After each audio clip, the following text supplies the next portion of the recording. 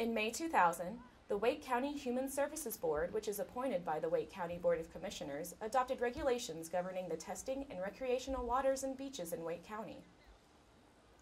The testing is conducted generally from Memorial Day to Labor Day each year, when beaches at local lakes are used most frequently for recreation. The Recreational Waters and Beaches program is managed by the Wake County Department of Environmental Services, which maintains a website that provides current information and data regarding beach sampling. Wake County has a recreational monitoring program in which during the summer months we go to all the Falls Lake beaches as well as some of the camps in Wake County, Harris Lake, Lake Wheeler, and we sample the beaches and the waters that are most likely to have incidental ingestion through swimming or boating and using watercraft. The two fecal indicator bacteria we test for both come from the guts of warm-blooded animals.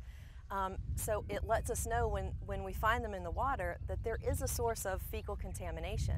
Now, there's always a source of fecal contamination in a fresh body of water. You know, that's why we have pools and chlorine. Well, E. coli, everyone knows, will harm you. That is one of the bacteria we do test for. But we also test for enterococci bacteria. It's harmless, it's found in the same place.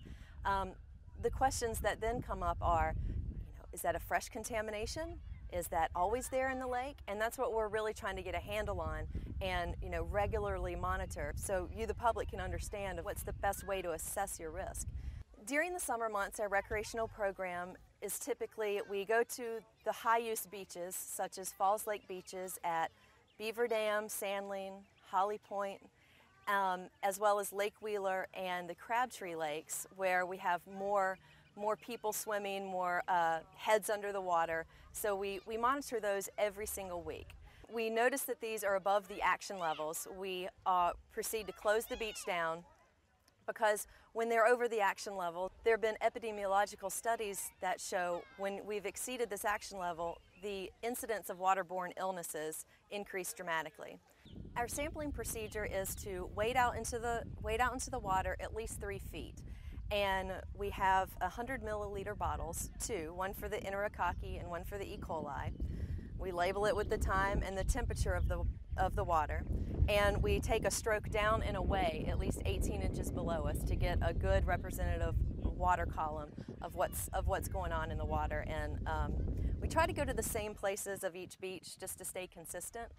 And the reason we record the temperature of the water is because we take it directly to an ice cooler to slow down any bacteriological activity. So when we test it, it is truly representative of what was going on at the time of sampling. So we're at the Human Services Lab. After we do all our field work, we bring the cooler with the cooled down samples to the lab. And the first thing we do is stamp our chain of custody. These samples have a 6-hour holding time on the ice, so we try to bring them in as soon as possible and record that time.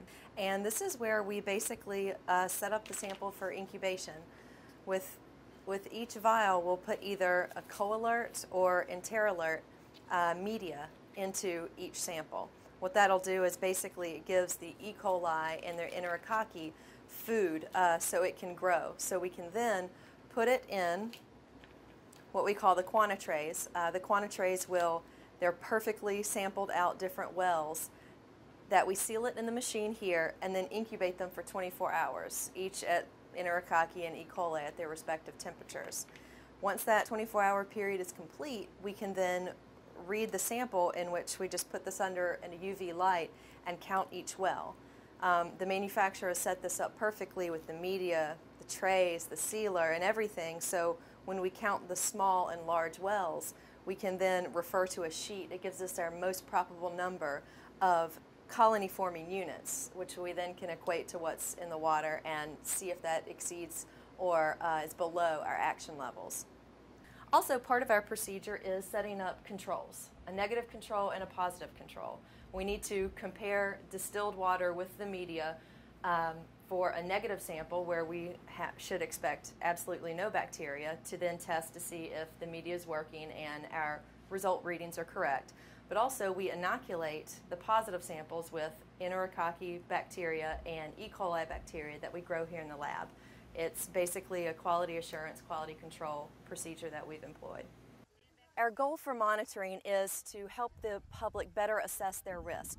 When the bacteria levels are high, that means there's a stronger possibility of having a waterborne illness, which basically means a gastrointestinal bug. Sometimes it exhibits itself like a foodborne illness. There are some skin irritations and even some respiratory ailments that can happen.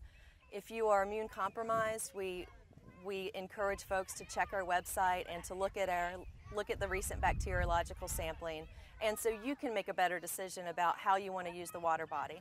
There are a few very logical healthy and swimming tips we encourage the public to execute. Don't swim if you've had a recent stomach bug or diarrhea. Make sure that your child that is in diapers is well taken care of and checked frequently. You want to make sure if you're immune compromised that you're very careful when using a fresh body of water. Anytime after a rain event, you're more likely to have bacteria and other nutrients and pollutants flood into the body of water from sheet flow or the different streams and tributaries. So just be mindful, it's more likely to be less clean directly after a rain event. If you ever want to know the monitoring results that we've had in the previous years up to date, you can go to wakegov.com under recreational water sampling, which is in the water quality section.